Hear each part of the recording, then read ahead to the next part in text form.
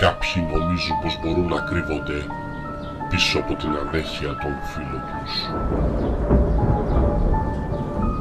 Να υπονομεύουν τη φιλία με στιγμούς εκβιασμούς. Να κρύβουν το αληθινό σάπιο τους προσωπείο μέσα από τη θολή γυάλα της υποκρισίας.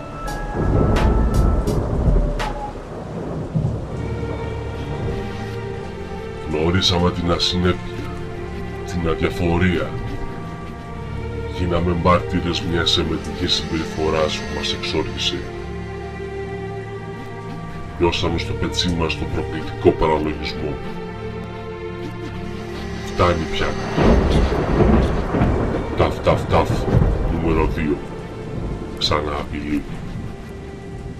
Σύντομα κοντά σας.